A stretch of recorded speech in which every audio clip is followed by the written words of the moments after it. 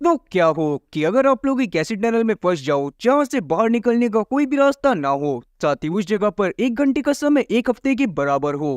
खैर, अभी तो सूत्रों के मुताबिक दुनिया में कोई ऐसी टनल मौजूद नहीं है, लेकिन फिल्मी दुनिया में एक मल्टीवर्स की तरह सब कुछ पॉसिबल है। आप जो चीज सोच सकते हो वो वहां पर पॉसिबल हो सकती है। और आज की हमारी कहानी होने वाली है एक ऐसी ही टनल के ऊपर जिसमें 1 घंटे का मतलब था 1 हफ्ते का समय। तो कहानी की शुरुआत में हम लोग एक औरत को देखते हैं जिसकी गाड़ी बारिश के मौसम में एक सुनसान रोड पर खराब हो गई थी, और अब वो अकेली वहां पर किसी की मदद का वेट कर रही थी। तभी वहां पर एक ट्रक ड्राइवर पहुंच जाता है। वो उस औरत को मदद के लिए ऑफर करता है, पर क्योंकि वो ड्राइवर बहुत ज्यादा ही खतरनाक दिख रहा था और साथ ही उसका बिहेवियर भी थोड़ा अजीब सा था, तो वो औरत उससे मदद नहीं लेती। पर उतने में ही पीछे से एक आदमी आ जाता है जो कि काफी अच्छा दिख रहा था और उसका बिहेवियर भी काफी अच्छा था। और तब उस आदमी के अच्छे बिहेवियर को देखते हुए वो औरत उससे मदद लेती हुई उसकी गाड़ी में बैठ जाती है। पर अब वो थोड़ा सा दूर गई ही थे कि तभी अचानक से ही वो औरत नोटिस करती है कि उस आदमी की गाड़ी के पीछे किसी की लाश रखी हुई थी। और इस बात का मतलब साफ था कि असल में इस औरत के साथ अभी मोए मोए हो गया था, क्योंकि जिस आदमी को ये देवमानस और सज्जन पुरुष समझकर उसके साथ आई थी वो आदमी असल में एक सीरियल किलर था। अब वो औरत अपने बचाव में कुछ कर पाती कि उतने में ही वो आदमी उसके ऊपर एक रेंच से अटैक कर देता है, जिसके साथ ही सीन शिफ्ट होकर 1 हफ्ते बाद आता है। तब हम लोग एक बस को देखते हैं जो कि उसी सेम रूट से जा रही थी। उसमें एक पैसेंजर जिसका नाम वैन था, वो एक इंश्योरेंस एजेंट था। वो बस के ड्राइवर टोनी को उस औरत के केस के बारे में बताता है जिसको अभी हमने थोड़ी देर पहले देखा था। और तब हम लोग बैंक की बातों से ये बात भी जान पाते हैं कि असल में जिस सीरियल किलर ने उस औरत को पकड़ा था वो औरतों को मारने के बाद उनकी बॉडी के किसी न किसी पार्ट को काट कर अपने पास रख लिया करता था, जो ज्यादातर शादीशुदा औरतों की छोटी उंगली हुआ करती थी। अब इस बात को जानने के बाद सभी लोग काफी ज्यादा शॉक थे, क्योंकि इस बारे में किसी को भी नहीं पता था। पर अभी कोई भी इस बात पर ज्यादा ध्यान नहीं देता। खैर, तभी अचानक से बस के रेडियो से सबको ये बात पता चलती है कि आगे की रूट पर एक एक्सीडेंट होने की वजह से रोड को ब्लॉक कर दिया गया है। ये बात जानने के बाद सब लोग काफी ज्यादा परेशान होती हैं, क्योंकि सबको अपने काम पर टाइम पर पहुंचना था। इसीलिए तब टोनी बस को एक कच्चे रास्ते की तरफ मोड़ देता है, क्योंकि उसे लग रहा था कि अगर वो उस रास्ते पर चलते रहेंगे तो शायद वो आगे टाइम पर पहुंच जाएंगे। अब उस रास्ते पर चलते हुए वो एक टनल के पास आ जाते हैं जिसके अंदर उन्होंने बस को चलाया ही था कि उसी दौरान हम लोग बस में बैठी एक औरत जिंग को देख पाती हैं जो कि कॉल पर किसी से बात कर रही थी। पर अचानक से ही वो गुस्से में आ जाती है और गुस्से में अपने फोन को बाहर फेंक देती है। पर किसी ने इस बात पर ज्यादा ध्यान नहीं दिया था। तब टोनी भी बस को लेकर आगे बढ़ता रहता है और अचानक से ही बस के सामने एक चेन नाम का आदमी आ जाता है, जिसे देखने के बाद सभी लोग शॉक थे और किसी को भी समझ में नहीं आ रहा था कि आखिरकार ये आदमी इस टनल के अंदर क्या कर रहा है। मगर अभी चैन से कोई भी कुछ भी नहीं कहता और हम लोग चैन को देखते हैं जो कि खुद भी चुपचाप बस के अंदर आकर बैठ जाता है, जैसे ना जाने वो कब से बस का इंतजार कर रहा हो। और तब टोनी भी बस को वापस से चलाना चालू कर देता है। सबको बस यही इंतजार था कि वो लोग जल्दी से जल्दी इस टनल से बाहर निकले। उसी दौरान हम लोग ली नाम के एक आदमी को देख पाते हैं जो कि बस में बैठकर ही न्यूज़पेपर पढ़ रहा था। तब वो न्यूज़पेपर के अंदर चैन की फोटो को नोटिस करता है, और तब उस फोटो के बगल में लिखे आर्टिकल को पढ़ने के बाद ली को ये बात पता चलती है कि चैन असल में एक हत्यारा था। अब इस बात को जानने के बाद ली काफी ज्यादा परेशान हो जाता है, पर अभी वो इस बारे में किसी को भी कुछ भी नहीं बताता। वो चुपचाप अपने पास एक नाइफ को उठाकर रख लेता है कि अगर आगे चलकर उसे जरूरत पड़े तो वो चैन से अपनी जान को बचा पाए। अब टोनी को लगभग बस चलाते हुए 30 मिनट से ज्यादा का समय बीत चुका था, मगर अब भी वो उस टनल से बाहर नहीं निकले थे, जिस बात की वजह से सभी लोग काफी ज्यादा परेशान होते हैं, क्योंकि उन्हें ये बात पता थी कि चाइना में सबसे बड़ा टनल सिर्फ 11 किलोमीटर का था, जिसको क्रॉस करने में सिर्फ 10 मिनट का टाइम लगता था। इसका मतलब यही था कि वो लोग एक ऐसे एंडलेस टनल में फंस गए थे जिसका कोई आखिरी छोर नहीं था। अब इस बात के समझ आते ही टोनी तुरंत ही बस को वापस से मोड़ता है और उसी तरफ जाने लगता है जहां पर से वो आया था। पर अब काफी दूर जाने पर भी उसे वो रास्ता भी नहीं मिलता जिससे वो टनल के अंदर दाखिल हुआ था। अब धीरे धीरे बस में सभी लोग काफी ज्यादा परेशान होने लग गए थे। तब हम लोग जिंग को देखते हैं जो कि अभी के समय पर प्रेग्नेंट थी, और वहां पर हम लोग सारा नाम की एक औरत को भी देख पाती हैं जो असल में एक मॉडल थी। और उन दोनों के अलावा बस में पार्क और पैंग भी थे जो कि भाई बहन थे। पैंग हर चीज से बहुत ज्यादा डरा करता था, इसीलिए पार्क उसकी हमेशा मदद करा करती थी और उसको बहुत ज्यादा सपोर्ट भी करती थी। अभी के समय पर किसी को ये बात समझ में नहीं आ रही थी कि आखिरकार वो किस जगह पर फंस गए हैं, इसीलिए टोनी तुरंत ही बस को रोकता है और सभी लोग नीचे आ जाते हैं। अब बस से नीचे उतरने के बाद जिंग वहां पर अपने टूटे हुए उसी फोन को नोटिस करती है जिसको उसने टनल की शुरुआत में बस से बाहर फेंका था, जिसे देखने के बाद जिंग काफी ज्यादा शॉक होती है और वो तुरंत ही इस बारे में बाकी सबको बताती है। अब जिंग की बात जानने के बाद सभी लोग काफी ज्यादा शॉक थे। सब चाहते थे कि वो उसकी बात पर भरोसा ना करें, पर उसके टूटे हुए फोन को देखने के बाद उसकी बात को झुठलाया भी नहीं जा सकता था, इसीलिए सब लोग और ज्यादा परेशान होने लगते हैं। तब वहां पर चैन डिसाइड करता है कि वो टनल में आगे जाकर देखेगा कि आगे कोई रास्ता है या फिर नहीं। लेकिन ली, जिसको ये बात पता चल गई थी कि चैन असल में एक सीरियल किलर है, वो उसके पीछे पीछे उसके साथ जाता है ताकि वो उसकी हर हरकत पर नजर रख सके और ताकि वो आगे चलकर टनल में कहीं पर खो ना जाए। इसीलिए ली डिसाइड करता है कि वो किसी डोर को पकड़कर आगे बढ़ेगा और लकीली वहां पर जिंग के पास एक ऊन मौजूद होता है, जिसका वो एक डोर ली को पकड़ा देती है और एक डोर खुद पकड़ लेती है और तब ली और चैन दोनों ही साथ में टनल में आगे बढ़ने लगते हैं। अब वो दोनों आगे बढ़ते हुए काफी दूर आ गए थे, तब हम लोग देखते हैं कि अचानक से ही टनल में फॉग आने लगता है और वहीं पर हम लोग बाकी सबको देख पाते हैं, जो कि नोटिस करते हैं कि टनल के दूसरी तरफ से उनकी तरफ दो परछाई आ रही थी।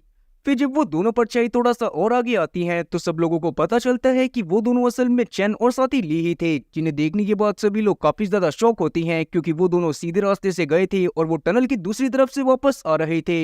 अब ये सब देखने के बाद तो सभी लोगों के दिमाग का एकदम फ्यूज उड़ गया था। किसी को भी समझ में नहीं आ रहा था कि आखिरकार उन्हें क्या करना चाहिए, पर सबको ये बात तो समझ में आ गई थी कि क्यों इतनी देर बस से ट्रैवल करने के बावजूद भी वो टनल की दूसरी तरफ नहीं निकले, क्योंकि ये टनल बार बार उन्हें एक ही जगह पर घुमाई जा रही थी जहाँ पर से उन्होंने शुरू करा था।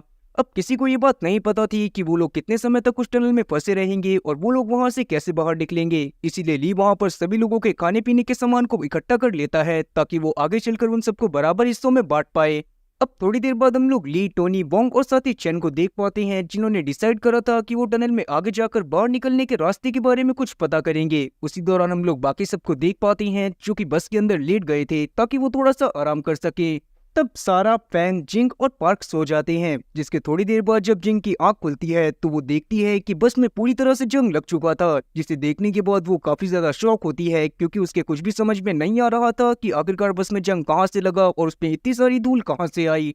तब वो बाकी सबको उठाती है, पर किसी को भी ये बात समझ में नहीं आ रही थी कि आखिरकार बस के साथ ऐसा कैसे हुआ। फिर वो लोग नीचे उतरते हैं तो उतने में ही वहां पर बैंग, ली, टोनी और साथ ही चैन भी वापस आ गए थे, जो जब बस का हाल देखती हैं तो उनका भी दिमाग काम करना बंद कर देता है। फिर जब वो लोग अपने खाने को चेक करते हैं तो उनका खाना भी पूरी तरह से खराब हो गया था, जिसे देखने के बाद सबको ये बात भी समझ में आ जाती है कि इस टनल में टाइम जोन बिल्कुल अलग तरीके से चलता है। इसका मतलब यही था कि अगर बाहर की दुनिया में किसी ने 1 घंटा बिताया है तो वो 1 घंटा इस टनल के 1 हफ्ते के बराबर होगा। और क्योंकि वो काफी समय से टनल के अंदर मौजूद थे और बारिश होने की वजह से टनल के अंदर मॉइस्चर भी मौजूद था, इसीलिए कुछ ही समय में उनकी बस के ऊपर जंग लग गया। अब जब वो लोग इस बारे में बस में बैठकर बातें कर रहे थे तभी अचानक से ही टोनी को बस के अंदर उसी टनल का एक मैप मिलता है, जिसे देखने के बाद टोनी काफी ज्यादा शॉक था, क्योंकि उसे ये बात पता थी कि वो आज से पहले उस टनल में कभी भी नहीं आया है।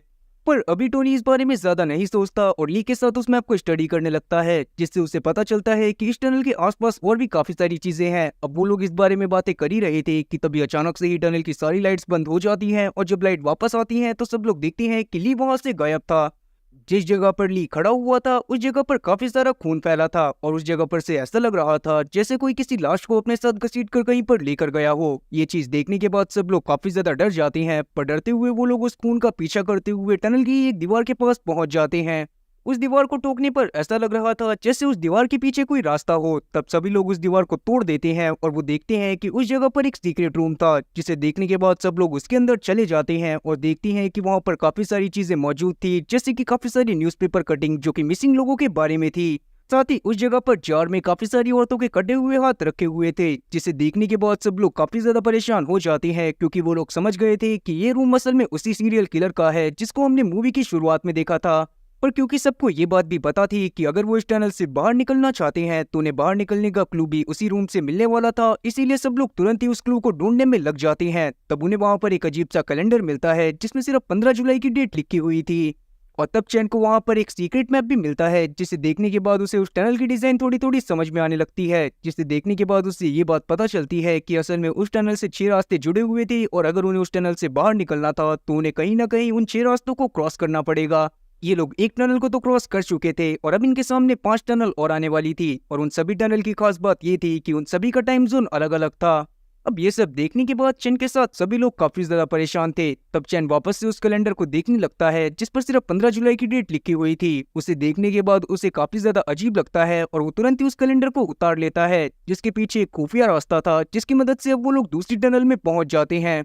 अब उन लोगों के दूसरी टनल में जाते ही हम लोग उस रूम में रखे एक टीवी को देख पाते हैं, जो कि अपने आप ही चालू हो गया था और उसमें एक औरत की फुटेज को दिखाया जा रहा था जो एक केव में बंद थी, जिसमें धीरे धीरे कर पानी भर रहा था। अब सबसे शॉकिंग बात ये थी कि उस दूसरी टनल में भी उनकी बस खड़ी हुई थी और साथ ही उस जगह पर काफी ज्यादा वायरिंग भी हो रखी थी, जो देखने के बाद किसी को कुछ भी समझ में नहीं आता। पर वो लोग जल्दी से उस बस के अंदर जाकर कुछ खाने पीने के लिए ढूंढने लगते हैं। तब किस्मत से उन्हें एक बक्सा मिलता है जिसके अंदर काफी सारी मैगी रखी हुई थी, जिसे देखने के बाद सब लोग काफी ज्यादा खुश होते हैं। पर उसी दौरान हम लोग टोनी को देख पाते हैं, जिसे जब ये बात समझ में आती है कि उसके लिए खाना कम पड़ सकता था, तो वो तुरंत ही अपने पास मौजूद एक गन को निकालता है और सबको गन पॉइंट पर लेते हुए उनसे सारी मैगी छीन लेता है। अब थोड़ी देर बाद सभी लोगों को बहुत ज्यादा भूख लगने लगती है, पर टोनी किसी को भी कुछ भी खाने के लिए नहीं देता। उस दौरान हम लोग सारा को देख पाते हैं, जिससे भूख बर्दाश्त नहीं होती और वो टोनी को अपने साथ फिजिकल रिलेशन बनाने का ऑफर करती है, जिसके बदले में उसने उससे एक मैगी का पैकेट मांगा था। तब टोनी भी इस सारा के ऑफर को मना नहीं कर पाता और उसके साथ फिजिकल रिलेशन बनाने के लिए बस के अंदर चला जाता है। उसी दौरान हम लोग बैंक को देख पाते हैं, जिससे भी भूख बर्दाश्त नहीं होती और जब टोनी और सारा आपस में बिजी होती हैं, तो वो तुरंत ही उस डब्बे के पास जाकर उसमें से एक पैकेट को किसी तरह से चुरा लेता है। लेकिन टोनी को इस बारे में समझ में आ गया था, इसीलिए जैसे ही वो बाहर आता है तो वो वैंग को जान से मारने लगता है। पर वो उसे जान से मार पाता कि अचानक से ही हम लोग एक परछाई को देख पाते हैं, जो कि तुरंत ही टोनी के पास आती है और उसे जान से मार देती है। तब किसी को भी समझ में नहीं आता कि टोनी कैसे मर गया, पर कोई भी इस बात पर ज्यादा ध्यान नहीं देता। उसी दौरान हम लोग वैंग को देखते हैं, जिसका मैगी का पैकेट बस के नीचे गिर गया था। इसीलिए जब वो उसको उठाने के लिए नीचे झुकता है तो उसे दिखाई देता है कि बस के नीचे असल में एक मैनहोल है। अब इस बारे में जब बाकी सबको पता चलता है तो वो तुरंत ही उस बस को खिसकाते हैं और उस बस के नीचे मैनहोल में चले जाते हैं। तब वो उस दूसरे रूम में पहुंच गए थे, जहाँ पर से उन्हें तीसरी टनल में जाने का रास्ता मिलने वाला था। उस वाले रूम का हाल भी पिछले वाले रूम की तरह ही था। यहाँ पर भी काफी सारी न्यूज़पेपर कटिंग्स लगी हुई थी, जिस पर मिसिंग लोगों की कंप्लेंट थी और साथ ही वहाँ पर भी काफी सारे जार रखे हुए थे, जिनके अंदर औरतों के बॉडी पार्ट्स थे। साथ ही वहाँ पर जो टीवी मौजूद थी, वो लोग उसमें उस औरत को भी देख पाते हैं, जो कि धीरे धीरे कर उस गुफा में डूब रही थी। इसका मतलब यही था कि उस सीरियल किलर ने उस औरत को कहीं पर छुपा कर रखा हुआ था और अब वो औरत मरने की कगार पर थी। तब चैन वहां पर सेम कैलेंडर को नोटिस करता है, जैसा उसे पिछले वाले रूम में देखने को मिला था। और जब वो इस बार उस कैलेंडर को हटाकर देखता है तो वहां पर भी एक सीक्रेट डोर मौजूद था, जिसकी मदद से वो एक तीसरे टनल में आ जाते हैं। वो टनल असल में काफी ज्यादा वेट थी और साथ ही इस बार जब वो अपने बस के अंदर जाते हैं तो वहां पर वो देखते हैं कि सब कुछ सड़ चुका है और साथ ही वहां पर काफी सारे रैट्स और काफी सारे स्नेक्स भी मौजूद थे। वो चीज देखने के बाद किसी से भी वहां पर रहा नहीं जाता और वो तुरंत ही उस जगह से बाहर आ जाते हैं। लेकिन वैंग, जिसको अब और ज्यादा भूख लग रही थी, वो वहीं पर मौजूद एक मैगी को खाने लगता है, जो कि पूरी तरह से सड़ चुकी थी, पर उससे वो नहीं खाई जाती और वो वहां पर उल्टियां कर देता है। अब उसकी ऐसी हालत देखने के बाद जिंग वहां पर उसे अपना एक बिस्किट देती है, जो कि उसने छुपा कर रखा हुआ था, क्योंकि उसे पता था कि वो प्रेग्नेंट है और उसे टाइम टू टाइम खाने की जरूरत पड़ सकती है। लेकिन जिंग के पास मौजूद बिस्किट के पैकेट को देखकर वोंग के मन में लालच आ जाता है और वो तुरंत ही अपने पास मौजूद गन को निकाल लेता है, जो उसने तब अपने पास रख ली थी जब टोनी को किसी ने जान से मार दिया था। साथ ही अब वोंग को ये भी लगने लग गया था कि जैसे पहली और दूसरी टनल में ली और साथ ही टोनी के मरने के बाद ही उन्हें आगे की टनल का रास्ता दिखाई दिया था, तो हो सकता है कि अगर वो इस टनल में भी किसी को जानबूझकर मार दे तो उन्हें आगे का रास्ता मिल जाए। तब वोंग वहां पर डिसाइड करता है कि वो फैंग या फिर जिंग को ही जान से मारेगा, क्योंकि वो दोनों ही वहां पर सबसे ज्यादा कमजोर थे। जो चीज देखते हुए चैन उसे रोकने की कोशिश करता है, पर उस दौरान हम लोग देख पाते हैं कि वोंग उसके कंधे पर शूट कर देता है, जिसके बाद वो फैंग को मारने के लिए अपने साथ उसी रूम में लेकर चला गया था, जिससे वो तीसरी टनल में आए थे। पर वहां पर जाने के बाद अचानक से ही उसके ऊपर पीछे से पार्क हमला कर देती है, क्योंकि वो अपने भाई को किसी भी हालत में बचाना चाहती थी। पर पार्क वोंग को नुकसान पहुंचा पाती उससे पहले ही वोंग पार्क को शूट कर जान से मार देता है। उसी दौरान हम लोग देखती हैं कि वोंग का पागलपन अब और ज्यादा बढ़ गया है। साथ ही वो डिसाइड करता है कि अब वो सारा को भी जान से मार देगा, पर वो सारा को जान से मार पाता कि अचानक से ही पीछे से उसे कोई स्टैप करता है और वोंग वहां पर मर जाता है। पर अभी भी किसी को ये बात समझ में नहीं आती कि वोंग वहां पर कैसे मरा, पर अभी कोई भी इस बात पर ज्यादा ध्यान नहीं देता और वो लोग किसी तरह से आगे का रास्ता ढूंढते हुए आगे के रास्ते पर चले जाते हैं। अब वो लोग चौथी टनल में पहुंच गए थे, जहां पर आने के बाद वो देखते हैं कि वहां का माहौल कुछ अलग ही था।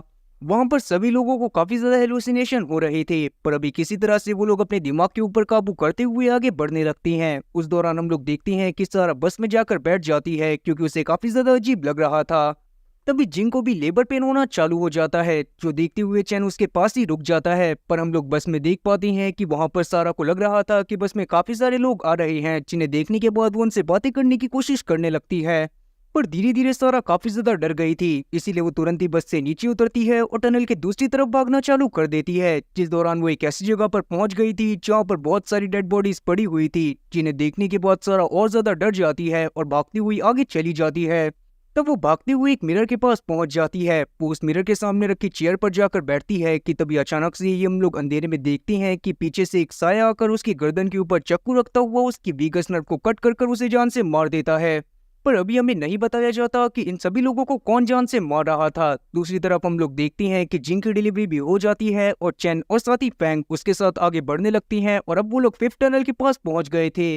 अब थोड़ा सा आगे जाने पर जिंग अचानक से देखती है कि उसका अभी का पैदा हुआ बच्चा मर गया था, जो देखने के बाद जिंग बहुत ज्यादा परेशान हो जाती है। तब चैन उसे संभालने की कोशिश करता है, लेकिन जिंग अचानक से ही चैन को स्टेप करके जान से मार देती है। चैन को कुछ भी समझ में नहीं आता, पर अब उसकी आंख एक लैब के बेड पर खुल जाती है, जहां उसकी बॉडी से बहुत सारे इक्विपमेंट को अटैच करके रखा गया था और बगल में एक और आदमी भी लेटा हुआ था। वो लैब असल में एक मिलिट्री की थी, जहां मिलिट्री के लोगों की बातों से हम लोग जान पाते हैं कि असल में वो सीरियल किलर जिसको हमने मूवी की शुरुआत में देखा था उसका नाम जेम्स था, और जिस औरत ने उससे लिफ्ट मांगी थी उसका नाम सियारा था, जिसको उसने किडनैप कर लिया था। इसका मतलब यही था कि उसने उस समय पर उसे जान से नहीं मारा था, बल्कि बस उसे घायल कर कहीं पर छुपा दिया था। खैर, उसने सियारा को एक ऐसी जगह पर छुपाया था जिसके बारे में सिर्फ जेम्स को ही पता था, पर उस समय पर जेम्स की एक लोकेशन के बारे में पुलिस वालों को भी पता चल गया था, और जब जेम्स उनसे भागने की कोशिश कर रहा था तो उसकी गाड़ी का एक्सीडेंट होने से जेम्स कोमा में चला गया था। और तब से ही पुलिस वाले सियारा को ढूंढने में लगे हुए थे, मगर किसी को भी ये बात नहीं पता थी कि जेम्स ने सियारा को कहां पर छुपाया है। और क्योंकि अब जेम्स के कोमा में जाने की वजह से उसे इंटेरोगेट भी नहीं करा जा सकता था, इसीलिए सियारा के हस्बैंड चैन ने ही जेम्स के सबकॉन्शियस माइंड में जाने का डिसाइड करा था, ताकि वो वहां पर जाकर जेम्स को कोमा से बाहर लेकर आए और उससे अपनी बीवी का पता पूछ सके। असल में चैन एक साइकोथेरेपिस्ट था और उसने काफी समय एक ऐसी ही मशीन को बनाने में लगा दिया था जिसकी मदद से वो किसी की भी चेतना के अंदर जा सकता था। और अब जाकर हम लोग समझ पाते हैं कि असल में हमने सियारा के किडनैप होने के बाद जो भी देखा वो बस जेम्स की माइंड के अंदर था। खैर, अब चेन जाकर मिलिट्री जनरल से बातें करते हुए उन्हें बताता है कि उसने जेम्स के माइंड में एक टनल को देखा था, साथ ही उसने सियारा को एक केव टाइप जगह में देखा था जहां पर वो डूब रही थी। इसका मतलब यही था कि शहर के पास मौजूद किसी टनल के पास ही सियारा को कैद करा गया था। पर अभी के समय पर सबसे बड़ी प्रॉब्लम यही थी कि आसपास के एरिया में बहुत ज्यादा रेनफॉल होने की वजह से जल्दी ही बाढ़ आने वाली थी, इसीलिए अब उन्हें जल्दी से जल्दी सियारा को ढूंढना था, नहीं तो वो सच में बाढ़ में चली जाती। तब चैन कुछ सोचने लगता है और तब हमें ये बात भी पता चलती है कि असल में जेम्स प्रोफेशनली एक किलर के साथ साथ एक टनल इंजीनियर भी था, इसीलिए उसके माइंड में उसने एक टनल बना ली थी जिसमें से वो खुद ही बाहर नहीं निकल पा रहा था। साथ ही 15 जुलाई की डेट को असल में जेम्स के पेरेंट्स की डेथ हुई थी। उसकी माँ एक मॉडल थी और पिता एक इंश्योरेंस एजेंट, पर अचानक से ही एक दिन जेम्स के पिता को पता चला कि जेम्स की माँ का उसके ही ड्राइवर के साथ अफेयर है। इसीलिए जब उसने गुस्से में उससे बात करने की कोशिश करी तो जेम्स की माँ ने सबसे पहले जेम्स के पिता को मारा और बाद में खुद भी सुसाइड कर लिया। और उसी बचपन के ट्रॉमा की वजह से जेम्स ने भी अपने माइंड में अलग अलग पर्सनैलिटीज बना ली थी, और इसका मतलब यही था कि बस के अंदर हमने जितने भी लोगों को देखा था वो असल में जेम्स की ही अलग अलग पर्सनैलिटी या कहें तो उसके दिमाग की एक उपज थी। जैसे अगर टोनी के बारे में बात करी जाए तो वो जेम्स की डोमिनेटिंग और साथ ही गुस्सेल नेचर को शो करता था। ली जैसा कि सबकी मदद करने की सोचता था तो वो जेम्स के अच्छे और फ्रेंडली नेचर को शो करता था। सारा उसकी माँ के नेचर को शो करती थी क्योंकि वो बस अपने फायदे के लिए टोनी के साथ इंटीमेट होने के लिए तैयार हो गई थी, और वो एक मॉडल भी थी। बॉन्ग जो एक इंश्योरेंस एजेंट था वो उसके पिता के नेचर को शो करता था। साथ ही बैंग और पार्क जेम्स के बचपन के नेचर को शो करते थे, जैसा कि वो बचपन में हुआ करता था। वो बचपन में बहुत ज्यादा डरा रहता था और उसे खुद ही अपने आप को संभालना पड़ता था। और रही बात जिंग की, तो हो सकता है कि वो जेम्स की सॉफ्ट बट क्लेवर साइड को शो करती हो, पर उन सब के अलावा वहाँ एक और पर्सनैलिटी थी जिसने बाकी सबको मारा था और किसी को भी उसके बारे में नहीं पता था। अब ये सारी बातें जानने के बाद जनरल कुछ सोचने लगता है, साथ ही अब वो चैन से डायरेक्ट जेम्स से बात करने को बोलता है, क्योंकि अब तक चैन सिर्फ अलग अलग पर्सनैलिटीज से बात कर रहा था जो जेम्स की थी।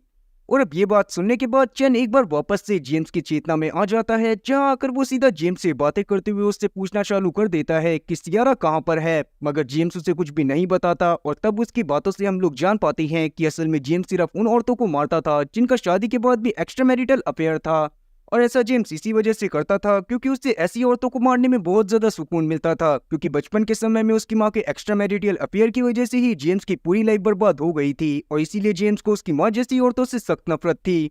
और इस बात का मतलब साफ था कि सियारा मतलब चैन की बीवी का भी किसी के साथ अफेयर था। वेल, चैन को इस बारे में खबर तो थी, मगर वो काम में बिजी होने की वजह से सियारा को ज्यादा टाइम नहीं दे पाता था, और इसीलिए वो इससे कभी भी इस बारे में पूछ भी नहीं पाया। पर अभी के समय पर चेन जेम्स से किसी तरह से सियारा की लोकेशन निकलवाने की कोशिश करता है, लेकिन जेम्स उसकी बात को नहीं सुनता और वहां से भागने लगता है। तब उसका पीछा करते हुए चेन ने जेम्स के पास्ट के सारे इवेंट्स को देखा था, जिसे देखकर उसे जेम्स के लिए बहुत ज्यादा बुरा लग रहा था। पर तभी अचानक से ही चेन को कुछ याद आता है और वो डिसाइड करता है कि वो उस जगह से असली जेम्स को नहीं बल्कि सबसे कमजोर जेम्स यानी कि फैंग को बाहर निकालेगा, क्योंकि वो सबसे काइंड और बुद्धिमान था। और अगर ऐसा होता है तो जेम्स रियल लाइफ में भी बिल्कुल वैसा ही बन जाएगा। और ऐसा इसी वजह से क्योंकि उसकी बाकी की सारी इविल पर्सनैलिटी यहाँ पर पहले से ही बंद थी। इसीलिए अब चैन फेंग के पास जाता है और उससे सियारा की लोकेशन के बारे में पूछने लगता है। तब फेंग भी उसे सब कुछ बताने वाला था, मगर तब बीच में पार्क आ जाती है जो थोड़ी क्लेवर थी। और जब उसे लगने लगता है कि चैन उसे धोखा देगा तो वो तुरंत ही वहां पर से फेंग को खींचते हुए ले जाती है, जो देखकर चैन एक बार वापस से उनका पीछा करता है और अब जाकर उसके सामने वो पर्सनैलिटी आ जाती है जिसने बाकी सबको मारा था। मगर उस बंदे की शक्ल देखने के बाद तो चैन के एकदम होश उड़ गए थे, क्योंकि वो इविल पर्सनैलिटी असल में जेम्स की नहीं बल्कि कुछ चैन की ही थी। और उसने एक एक करके जेम्स की सारी पर्सनैलिटीज को टनल में इसी वजह से मार दिया, क्योंकि वो नहीं चाहता था कि सियारा जिंदा बचे। और वो इस बात को भी जानता था कि अगर चैन वहां पर किसी से भी थोड़ा सा घुमा फिरा कर सवाल पूछ लेगा तो उसे सियारा की असली लोकेशन के बारे में पता चल जाएगा। अब चैन की इविल पर्सनैलिटी वहां पर क्या कर रही थी, तो इस बात को इस तरह से समझा जा सकता है कि चैन और साथ ही जेम्स दोनों के ही दिमाग को आपस में मर्ज करा गया था। इसका मतलब यही था कि उन दोनों के ही गुड और साथ ही बैड वर्जन एक दूसरे के माइंड में ट्रेवल कर सकते थे और उनकी चेतना में जा सकते थे। और कहीं ना कहीं काम में बहुत ज्यादा बिजी होने के बावजूद भी चेन की एक पर्सनैलिटी के दिमाग में यही था कि शायद सियारा को उसे धोखा नहीं देना चाहिए था, और वही उसकी बैड पर्सनैलिटी बनी जिसने एक एक करके जेम्स की सभी गुड पर्सनैलिटीज को जान से मार दिया, जो आगे चलकर चेन को सियारा की लोकेशन के बारे में बता सकती थी। अब ये सारी बातें जानने के बाद चेन वहां पर अपनी ही इविल पर्सनैलिटी से लड़ाई करने की कोशिश करने लगता है, ताकि वो जल्दी से जल्दी फैंग को बचाकर वहां से निकल सके। पर वहां पर उसकी इविल पर्सनैलिटी बहुत ज्यादा पावरफुल होती है, जो चेन को बहुत आराम से हरा देती है। और अब चेन को भी ये बात समझ में आ जाती है कि वो अपनी इविल पर्सनैलिटी से नहीं जीत सकता। इसीलिए वो फैंग को अपने पास बुलाता है और उससे बोलता है कि वो जल्दी से जल्दी उस जगह से बाहर निकलकर पुलिस वालों को सियारा की असली लोकेशन के बारे में बता दे। तब फैंग भी इस बात को मान गया था। वो वहां से भागने लगता है और उस दौरान हम लोग देख पाते हैं कि चेन अपनी इविल पर्सनैलिटी का ध्यान भटका कर रखता है, ताकि फैंग वहां से सही सलामत निकल जाए और सियारा को असली दुनिया में बचाया जा सके। और फिर जब फैंग वहां से निकल जाता है तो हम लोग देखते हैं कि चैन वहां पर एक बंदूक लेकर अपने आप को ही शूट कर लेता है, क्योंकि वो जानता था कि अगर वो अपने आप को शूट नहीं करेगा तो उसकी इविल पर्सनैलिटी बाहर निकल जाएगी, और अगर वो बाहर निकल गई तो वो भी बाहर की दुनिया में बहुत ज्यादा तबाही मचा सकती थी। और इसीलिए अब जैसे ही वो अपने आप को शूट करता है वैसे ही उसकी इविल पर्सनैलिटी भी मर जाती है। तब हम लोग असली दुनिया में देख पाते हैं कि अब जेम्स को भी होश आ जाता है और अब वो बिल्कुल फैंग की तरह बर्ताव कर रहा था, मतलब कि वो बहुत ज्यादा डरा हुआ था पर वो बहुत ज्यादा अच्छा भी था। और तब वो सियारा की असली लोकेशन के बारे में मिलिट्री वालों को बता देता है, जिससे सियारा को वक्त रहते रेस्क्यू कर लिया जाता है। जिसके बाद जब सियारा को ये बात पता चलती है कि चैन उस एक्सपेरिमेंट के दौरान खुद कोमा में फंसा रह गया है, तो ये बात जानने के बाद काफी ज्यादा दुखी होती है। और तब हम लोग मूवी के लास्ट सीन में चैन को देख पाते हैं, जो कि अपने सबकॉन्शियस माइंड में एक वैसी ही एंडलेस टनल में फंस गया था जैसी टनल में वो जेम्स को निकालने के लिए गया था। और इसी के साथ ये मूवी यहीं पर खत्म होती है। तो उम्मीद है कि एक्सप्लेनेशन अच्छी लगी होगी। अगर एक्सप्लेनेशन अच्छी लगी हो तो चैनल को सब्सक्राइब करना और बेल नोटिफिकेशन को ऑल पर सेलेक्ट करना और वीडियो को भी लाइक करना। मैं ऐसी ही और मजेदार एक्सप्लेनेशन वीडियोस लाता रहूंगा। खैर तब तक के लिए टाटा और गुड बाय।